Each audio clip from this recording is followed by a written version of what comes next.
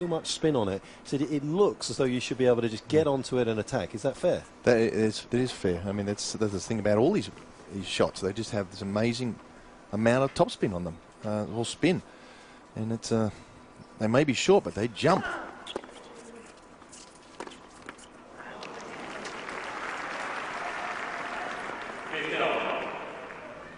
Rafa got a little too close to that one.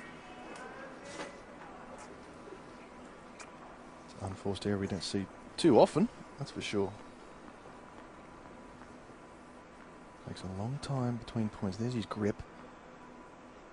He used to have it turned more extreme to the backhand side, which would mean he'd hit more spin. It would be closed when he contacted the ball. Now it's the face is flatter.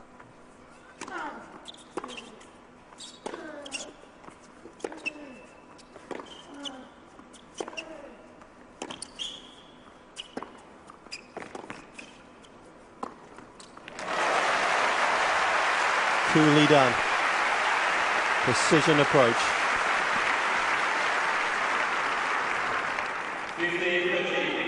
Well, it was the backhand, actually, the first one that started setting the point up, getting Rafa on the run. And bit by bit, he just kept pushing Nadal further and further back and further to the side of the court.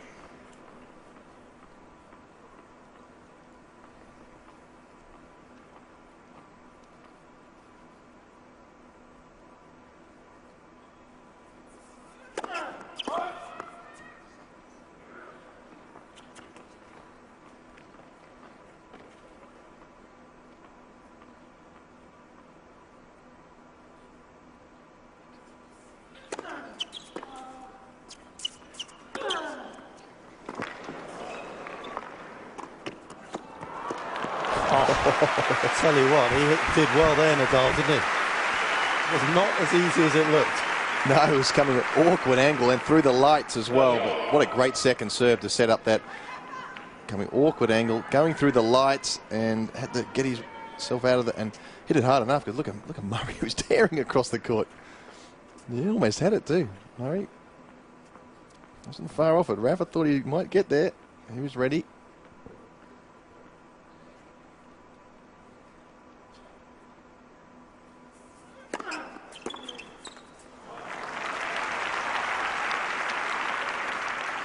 At the moment, just enough on those serves into the body to worry Andy.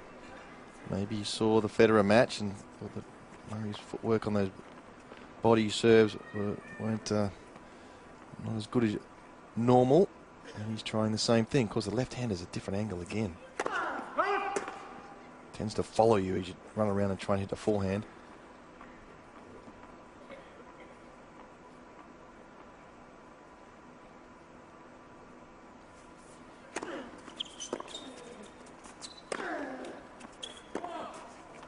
Now that's a classic case of what you were saying. As Nadal's didn't look like much, but it was so much spin that once it hit the ground, and I actually think it broke a string on that, which gave him an extra bit of well, couldn't quite see the broken string, but when you break a string, it does do an extra little bit of trampolining. That ball just jumps so much. Of course, this isn't the only tennis we've got for you tonight. Federer, Djokovic, a repeat of the US Open semi-final. Build up from that starts at 6 o'clock. Doubles and single finals tomorrow. Build up beginning at 3 p.m. Sky Sports HD3.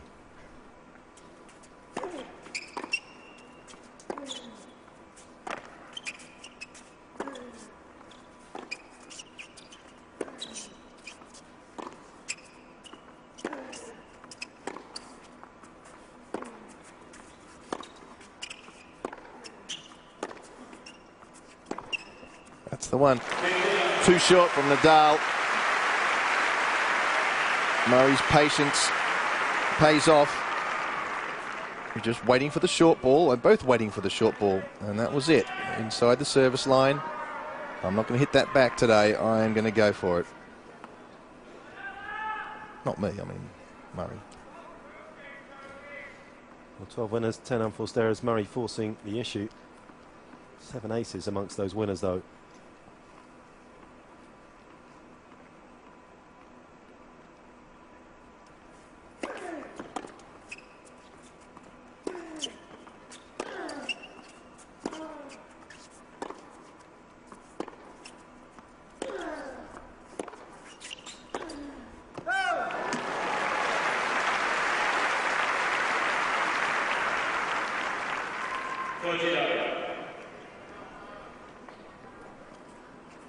Murray did have another short ball in the middle of the court, and people at home might be saying, why didn't he go for that one? Well, that one had a lot of spin on it, and Murray just had to play a little bit more carefully.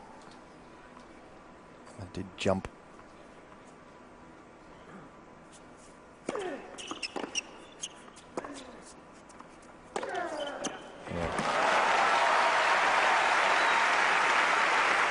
Just a sense, even when he missed that last forehand, that Nadal realising that he needs to do something a little bit different on Murray's serve. He's struggling to pick up points.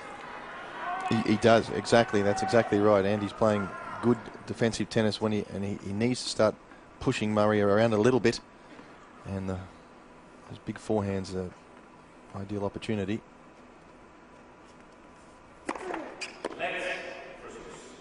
As you said, the pressure will build. If Andy continues to serve well, the pressure will build on Rafa, and they go for shots that are not on the returns. Clever.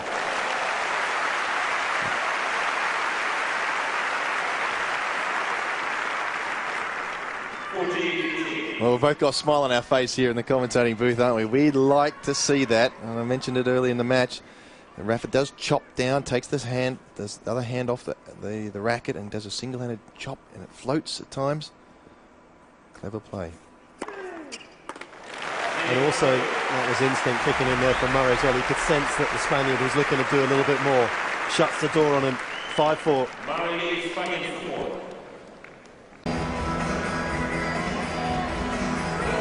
It really is a great arena. We've had good tennis so far, but right now you just get the sense that we've got that great occasion that this particular venue deserves, and tournament. Two of the best in the world going head to head, giving nothing away.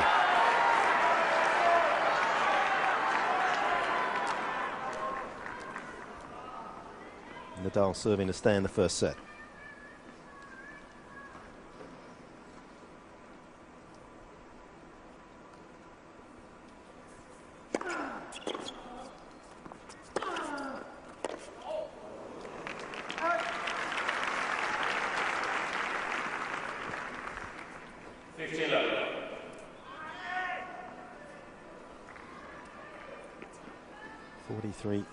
Titles to his name, 29 of those on clay for Nadal, but this is the big one that he's yet to win.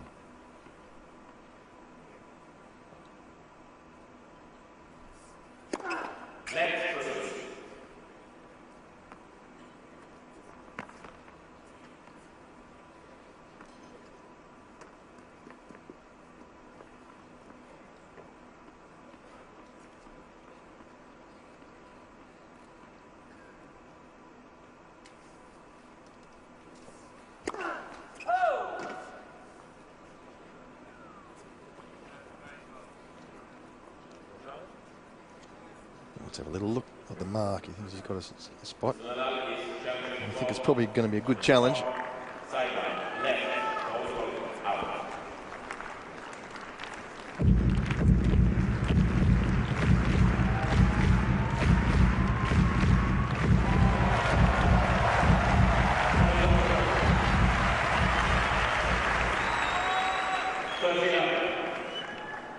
His first ace of the match.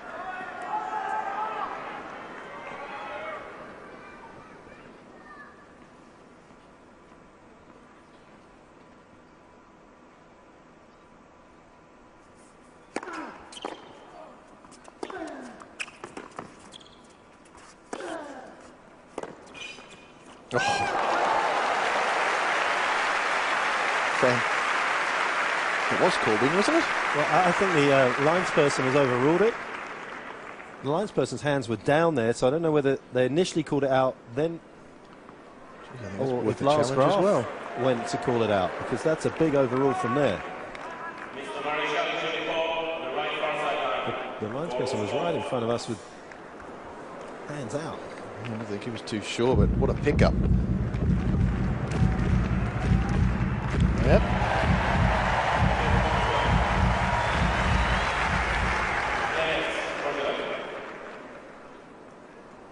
Well, good shot rewarded by technology.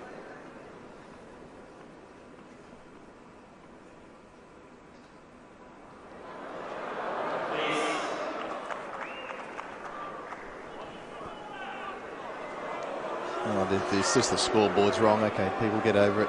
It's okay. Ladies and gentlemen, please try to enjoy the match. The scoreboard is wrong. You'll get it right eventually.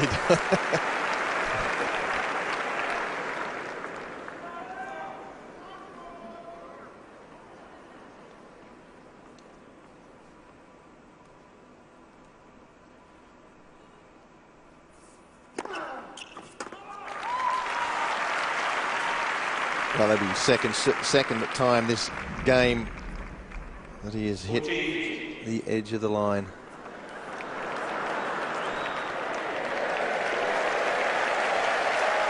Slightly ironic applause for the scoreboard being correct now. But it's not distracting Nadal.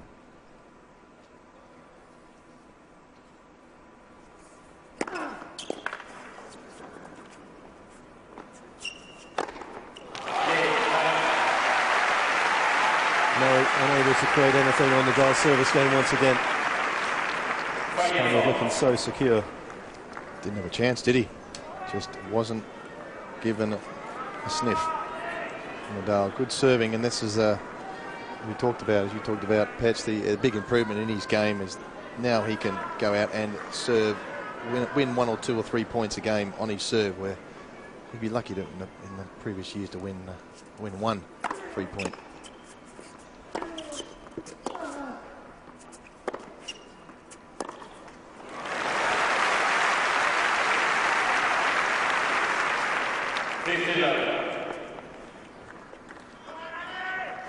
Opening set could be so important. A guy who has lost just 4 matches this year, and he's won the first set, and 3 of those that he lost were before Miami, so just 1 since then, and Murray just the 3 times when he's won the first set.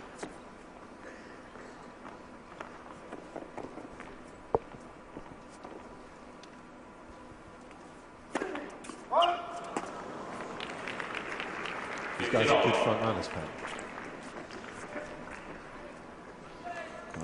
Get on top of them, or at least get into the match while they're cold.